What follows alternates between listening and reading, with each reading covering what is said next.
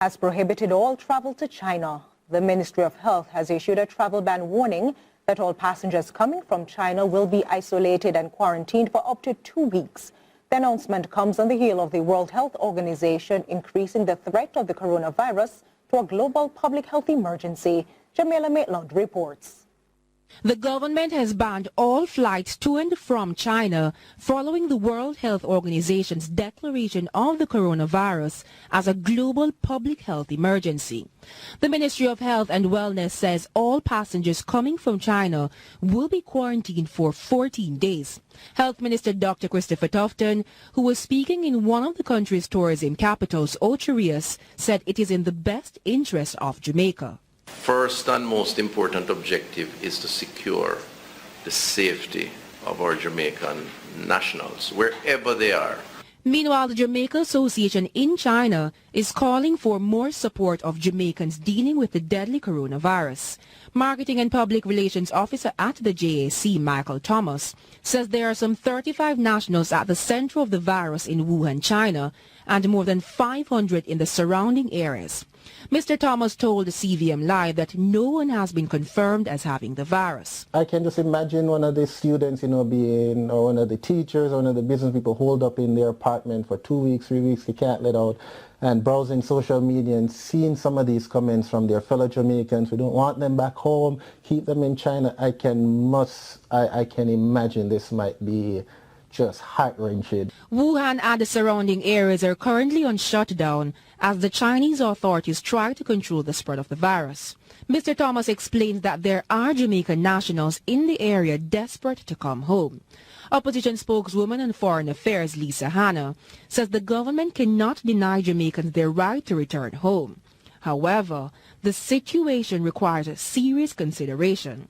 The JAC explained that it is very tense in the affected areas of China, and whilst it has suggested that the government evacuate the nationals to another city farther away, it cannot go into the shut-down areas. Like the shadow minister, the JAC says through the Jamaican embassy in Beijing, it is focusing on getting food and medical supplies for everyone during the period. So there's some basic needs that we hope, not thinking about the evacuation and stuff like that yet, just to give some people some basic peace of mind that they're not going to go hungry in China, they're not going to starve to death, some basic needs would be met. Jamaica Maitland for CVM Live. The Senate yesterday voted to approve the extension of the state of public emergency for another 90 days.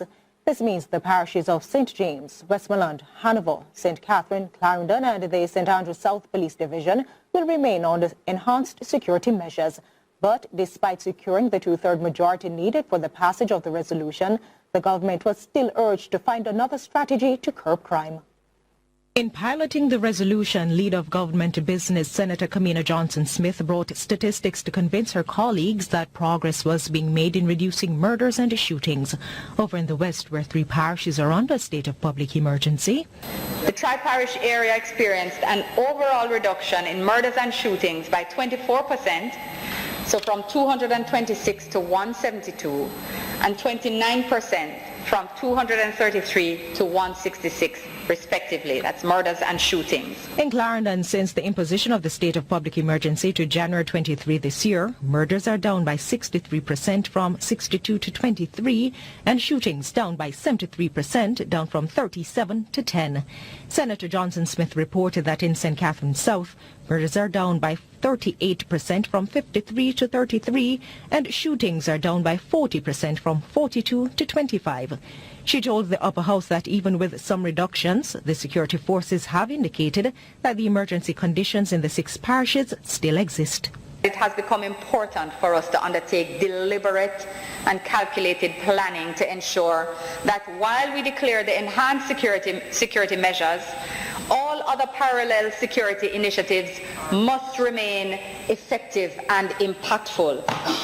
Opposition Senator K.D. Knight reasoned that if progress was in fact being made, the murder tally for the country should have been lower for 2019 when compared to the previous year, but this wasn't so. He said the argument that progress was being made was deceptive. If we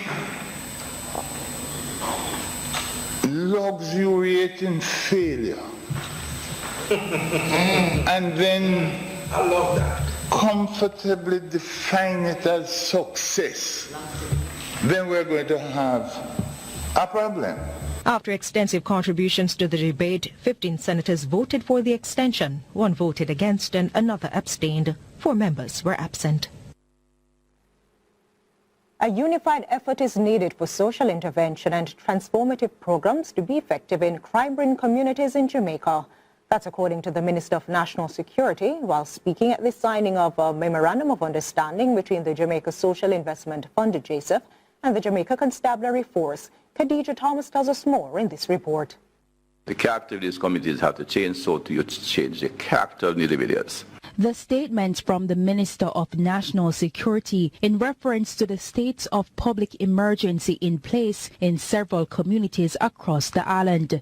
States of public emergency are in effect in St. James, St. Catherine, Clarendon, the St. Andrew South Division, Hanover, Westmoreland and Kingston East Police Division. According to Chang, there is a need for transformation in these violence-prone areas to rid the country of crime. There are certain basic needs that must settle. Personal safety is critical if we're going to transform the areas of depression in our urban areas in particular, in any part of Jamaica. You have never succeeded in transforming the various pockets of severe poverty downtown if they don't have personal safety. Whatever you do, if the work of the social intervener depends on the imprimatur of the gangster, you are not creating transformation. Chang was speaking at the MOU signing between the Jamaica Social Investment Fund and the Jamaica Constabulary Force for the Jamaica Crime Observatory Enhancement Project. Since its inception in 2011, the Jamaica Crime Observatory Integrated Crime and Violence Information System has been an instrument that brings together all primary data sources to establish valid and consistent crime and violence-related statistics. It has also supported and kept up to date reliable data to promote transparency, security and safety in the national interest. Chang believes that information from this system, along with enhanced security measures and social intervention, can facilitate change in communities. And when we go in with the zones of special operation and with JSIF, which seeks to improve not just to provide jobs and seek to improve the environment, but bring safety, that's a fundamental shift in what happens. The workers who is building the zinc fence don't have to pay the gang don a commission, because that's the reality of there. The man who is supervising don't have to pay a commission to the don, because he's working with JSIF and the police in the area. Khadija Thomas, CVM Live. For the first time in Jamaica's history, there's now a strategic plan for the courts. The document titled Benchmarking the Future Courting Success was launched on Friday in St. Andrew. Details in this report. Chief Justice Brian Sykes says the strategic plan for 2019 to 2023 is a statement of the judiciary's commitment to the people of Jamaica. It was characterized as the roadmap for achieving his vision for making Jamaica's legal system the best in the Caribbean in 3 years and one of the best in the world in 6. And so the plan is there to ensure the optimum use of resources, human, material and financial. And it outlines to you, our stakeholders, and very importantly the people of Jamaica, the initiatives to be undertaken by the judiciary to achieve court excellence. The strategic plan speaks to, among other things, the setting of time standards for all processes of the court, which is expected to reduce what the Chief Justice described as efficiency-based corruption. When we have become more efficient at what we do, we will reduce the temptation for persons to try to influence our court staff by improper means.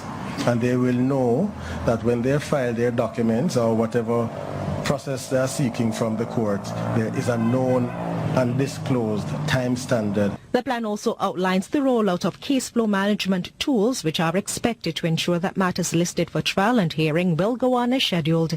According to the Chief Justice, who reportedly had to scold members of the JCF who were not in place during the King Valley Gang trial now underway, trial date certainty will also assist the JCF in planning, as the dates for cases will be known in advance. that the commanding officers in the various parishes will have greater control over their resources, both human and material. And so we are not to take lightly this whole business of case management and case flow management. And the local judiciary may soon have to contemplate the institution of a complaints mechanism, the measures to soon be introduced as part of the international framework for court excellence. There's an increasing recognition that there has to be a mechanism by which complaints against the judiciary can be handled, because not all complaints necessarily rise to the level where it warrants removal of the judge from office. In the CVM Live story, the Tax Administration Jamaica was not the only recipient of a boost in visitors last week. The photographers and justices of the peace who provide services to TAJ offices also recorded increased traffic. Members of the public flocked TAJ offices to get learner's licenses ahead of the introduction of a road code test. Over 42,000 learner's licenses were processed by the TAJ for January. Jamila Maitland has more. Tax administration's offices have become a one-stop shop for the public. They're able to take their passport-sized pictures by photographers on the curb, have them signed by a justice of the peace, and complete their transactions in just a few hours. CVM Live visited TAJ offices across Kingston and St. Andrew to observe the rush from prospective motorists looking to secure their learner's license before the deadline. Thousands of people queued up from as early as 5 a.m. for permits. The photographers who have been stationed along the corridors at the TAJ's office in downtown Kingston for more than 10 years did not shy away from our cameras. They revealed that while they didn't increase the cost of photographs, the increase in traffic was welcomed. A lot of people have a last-minute rush to get the things that are needed to do the learners and things like that. So yes, we do see an increase in sales. The justices of the peace say they catered to the elderly for free. Applicants reveal that they did make a contribution fee. Chief Corporate Communications Officer at the TAJ, Maris Horton, said prior to the government's announcement of the new changes, the TAJ offices island-wide processed 8,800 learner's license applications. That figure doubled in December and almost tripled for January. On the 21st, 3,970. On the 22nd, 5,094. On the 23rd, which was the Thursday, 6,333. And then on the Friday, we had a significant increase, which was the last day that we would have been processing provisional driver's license under the old regime. We actually processed 7,914. She wasn't able to reveal the amount collected. However, it is believed that, like the photographers, the Ministry of Transport also benefited from the rush. Jamila